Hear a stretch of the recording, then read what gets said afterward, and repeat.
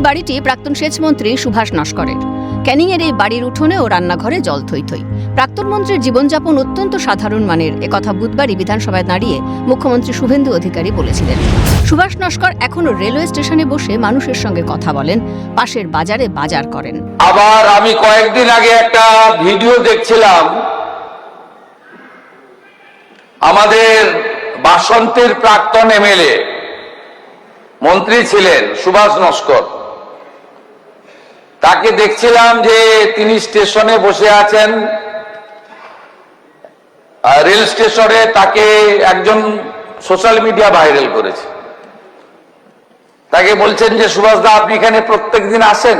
বলছে হ্যাঁ আসি, আমি এখানে পাশে সবজির বাজার করি, তারপরে এখানে বসে এই রেলের বেঞ্চিতে বসে একটু চা টা খাই, খবর কাগজ একটু পড়ি টড়ি এখানে হকারদের কাছ থেকে নিয়ে তারপরে বাড়ি চলে যাই। এই জলমগ্নতা কি প্রাপ্য এই বর্ষিয়ান রাজনীতিকের? এভাবে জল ডিঙিয়ে প্রবীণ এই মানুষ প্রয়োজনীয় কাজ সারছেন। কেন এই ভোগান্তির মধ্যে পড়তে হলো তাকে? কে এর জন্য দায়ী? স্বভাবতই আঙুল উঠছে বিগত তৃণমূল সরকারের দিকে। গত ১.৫ দশকে বিধায়ক মন্ত্রী কারোর বাড়ি কি এমন জলমগ্ন হয়েছে? প্রভাব আর প্রতিপত্তির জেরে তাদের জীবনযাপন তো বিলাসিতায় ভরা। পালাবদলের পর যা এখন আসছে প্রকাশ্যে, এমনই বলছে সংশ্লিষ্ট মহল। পুকুরের মাছ নষ্ট হয়েছে, রান্নাঘরে জলও ঢুকে গিয়েছে, রান্না করতেও সমস্যায় পড়েছে পরিবারের সদস্যরা। ট্রেন নিকাশি ব্যবস্থা ভালো নেই, বারবার প্রশাসনকে জানিয়ে কোনো রকমে সুরা হয়নি। কবে জল যন্ত্রণায় থেকে মুক্তি পাবে ক্যানিং শহরবাসী, সেই অপেক্ষায় তাকিয়ে আছে এলাকার সাধারণ মানুষ থেকে শুরু করে প্রাক্তন সেচমন্ত্রী সুভাষ নস্কর এবং তার পরিবারের সদস্যরা। সুভাষ নস্করের বাড়িতে জমা জলের সমস্যা শুধু এবারই নয়, সরকারি জায়গা দখল করা যেন হেরিডিটি হয়ে গেছে।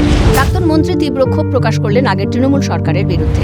তিনি বললেন, প্রাক্তন তৃণমূল বিধায়ক পরেশরাম দাস এসে দেখে গেলেও কাজের কাজ কিছুই হয়নি। আমার দুর্ভাগ্য, আমি ক্যানিং এ এসে একখণ্ড জায়গা কিনে একটু বসবাস শুরু করেছিলাম। ক্যানিং এর নিয়ে তো আমরা লড়াইটা কম করে নিই। ক্যানিং সদর হবে, মহকুমা হবে, হয়েছে পৌরসভা হবে, আমরা সেই সব করেছিলাম। এই জন্য একটু সকলের সঙ্গে সংযোগ রাখা যাবে, এই জন্য ক্যানিং একটু করেছিলাম। কিন্তু যে রাজনৈতিক দল থাক না কেন, তারা এই সরকারি জায়গার উপরে অকুপাই করা, লোকজনদের বসানো, এটা যেন একটা হেরিডিটি হয়ে গেছে। কিন্তু যারা বরাবরই লাইন দিয়ে জায়গাটাকে কিনে বসবাস করছে, আগে সরকারি জায়গার উপরে হয় ব্যবসা, নইলে একটা ঘরদোর, নাহলে একটা কিছু করবেই, করে তারপরে তার নিজের বসত বাড়ি করবে। তার জন্যে কেউ কেয়ার করেনি। এই পরেশবাবু এমএলএ ছিলেন, দুবার আমার বাড়ির এই জলমগ্ন অবস্থা যখনই জলে ডুবেছে উনি দেখে গেছেন।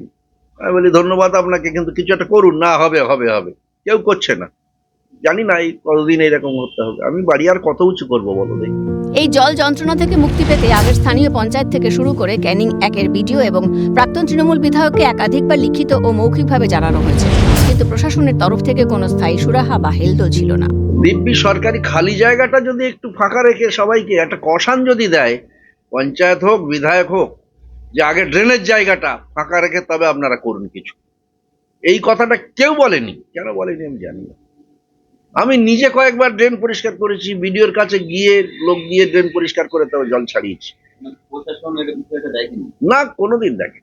বিডিও নিজে ছবি দেখে বললো সত্যি তো উনি লোক পাঠিয়েছিলেন ড্রেন পরিষ্কার করতে। তো পরিষ্কার করলে সে কদিনের জন্য, তারপরে তো আবার ড্রেন জমে যায়। ড্রেন জাল তো, আউটলেট নেই। পাকা ড্রেন ওপরে করলে কি হবে, আউটলেটটা কোথায়? ড্রেনের ওপর নির্মাণ হলে নিকাশি ব্যবস্থা কি করে ঠিক থাকবে, প্রশ্ন সুভাষ নস্করের। বলেছিল হ্যাঁ ড্রেনটা করবো। ড্রেন করা মানে কি, পিডব্লিউডির যে নয়নজলি ড্রেন তার উপর তো বাড়ি ঘরদোর করে ফেলেছে, সেইটা ক্লিয়ার করতে পারেন না। জল যন্ত্রণায় ভুগতে জলটা যদি নিকাশি, আমরা নিজেরাই পয়সা খরচ করে ড্রেন, পাকা ড্রেন করে রেখেছি চওড়া, কিন্তু আউটলেট নেই তো, নিচের দিকে নদীর দিকে খালের দিকে যেতে পারছে না, তো এই জন্যই স্ট্যাক হয়ে যাচ্ছে। ক্যানিং হাসপাতাল থেকে ক্যানিং মাঝের পর্যন্ত মাস্টার প্ল্যান করেছিল পূর্বতন তৃণমূল সরকার। কোটি কোটি টাকা বরাদ্দ করা হয়েছিল, কিন্তু কাজের কাজ কিছুই হয়নি। তবে নিকাশি ব্যবস্থা ঠিক করবে বিজেপি সরকার, আশ্বাস বিজেপি নেতার। এই ধরনের যদি জল ঢোকে তাহলে বুঝতে হবে যে আগের সরকার কি কাজ করেছে। আমরা তো এসেছি 3 মাস, নিকাশির কোনো কাজ করার তো সুযোগ পাইনি, কারণ নিকাশির কাজ তো সহজে করা যায় না। আমরা জানি গত বছর এই ক্যানিং হসপিটাল মোড় থেকে ক্যানিং মাঝের পর্যন্ত মাস্টার প্ল্যান করেছিল, কোটি কোটি টাকা বরাদ্দ হয়েছিল। তাহলে কি বরাদ্দ হয়েছিল? যে ড্রেনটা দোকান ভেঙে যে ড্রেনের কাজগুলো হলো, সবার থেকে যে অর্থগুলো নেওয়া হলো, তাহলে সেটা কি কাজ করেছিল? পরেশরাম দাস ক্যানিং পশ্চিমের বিধায়ক কিছু কাজ করেনি, এর থেকে প্রমাণিত। এখন এই জলমগ্ন দশা থেকে মুক্তির উপায় খুঁজছেন ক্যানিংবাসী। নতুন সরকারের কাছে ভরসা তাদের। হরিপদ মণ্ডলের রিপোর্ট, ক্যালকাটা নিউজ।